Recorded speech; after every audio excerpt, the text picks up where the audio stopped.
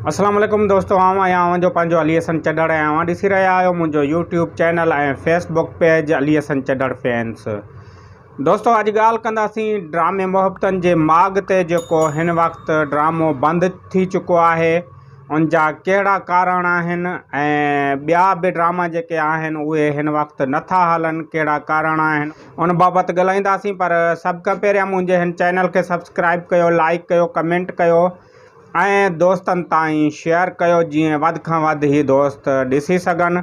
तो दोस्तों हिन वक़्तु ड्रामो जेको आहे मोहब्बतनि जो माॻ उहो बि बंदि थी चुको आहे, तकरार ड्रामो बि बंदि आहे ऐं दोस्त मुंडे कालूं बि कनि पिया त ही जेके ड्रामा आहिनि आख़िर कहिड़े सबबनि जे करे बंदि आहिनि।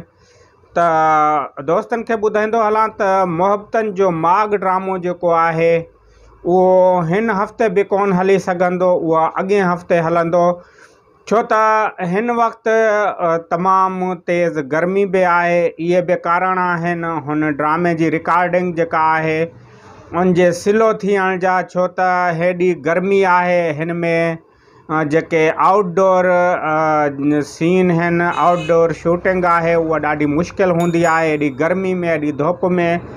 तो उन सबबनि जे करे ही ड्रामा जेके आहिनि उहे नथा हली सघनि। उनखां अलावा जेके हिन में एक्टर कमु कनि पिया उन्हनि खे प्रॉब्लम्स हूंदियूं आहिनि, ज़ाहिर आहे उन्हनि खे घर जा कमकार बि हूंदा आहिनि। उनखां अलावा ॿिया ड्रामा जेके उन्हनि खयल हूंदा आहिनि उन्हनि ड्रामनि जी रिकॉर्डिंग बि हली रही हूंदी आहे। ज़ाहिर आहे हिकु माण्हू 10 जॻहियुनि ते नथो पहुची सघे, उन करे ही ड्रामे जी जेका रिकॉर्डिंग आहे उन जो शेड्यूल थोरो चेंज करिणो पवंदो आहे।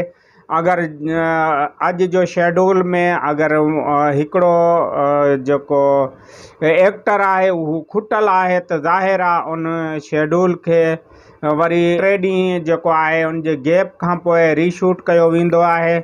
ऐं उनखां अलावा जेको डायरेक्टर आहे, ज़ाहिर आहे डायरेक्टर जी फैमिली आहे, डायरेक्टर जा ॿिया कम बि आहिनि, पाण हू अदाकार आहे, ॿियनि ड्रामनि में बि कमु करे रहियो आहे, हेॾे डायरेक्शन बि करे रहियो आहे। ज़ाहिर आहे उन में बि तमामु घणा प्रॉब्लम हूंदा आहिनि ही टीम संभालण जा।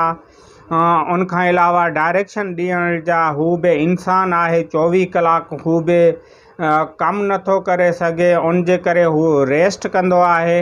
ऐं कुझु जेका टीम आहे उनखे रेस्ट बि खपे थी। आख़िर 24 कलाक हिकु माण्हू कमु नथो करे सघे। इन्हनि सबबनि जे करे जेका रिकॉर्डिंग आहे उहा डिले थी वेंदी आहे। ऐं हिन वक़्तु जेको ड्रामो मोहब्बतनि जो माॻ आहे ऐं उन जी जेका रिकॉर्डिंग आहे जो शेड्यूल बि चेंज थी चुको आहे, छो त ही ड्रामो हाणे ॿाहिराड़ी खां शहर तरफ़ बि अचे पियो। इन शेड्यूल हिन कैमरा ऐं उन जी जेका लोकेशन आहे हुन खे मद्देनज़र रखंदे उन लोकेशननि खे वठणु ऐं अहिड़े शहर में जेका एंट्री आहे उन जी ऐं न्यू जेके एक्टर आहिनि उन्हनि जी एंट्री वग़ैरह, ही जेको कमु आहे तमामु वॾो कमु आहे, तमामु ॾुखियो कमु आहे। हुन जे करे ही ड्रामो मोहब्बतनि जो माॻ जेको आहे हू न पियो अचे। हुन जा जेके सीन आहिनि उहे कुझु रहनि पिया, उन जी रिकॉर्डिंग हले पई।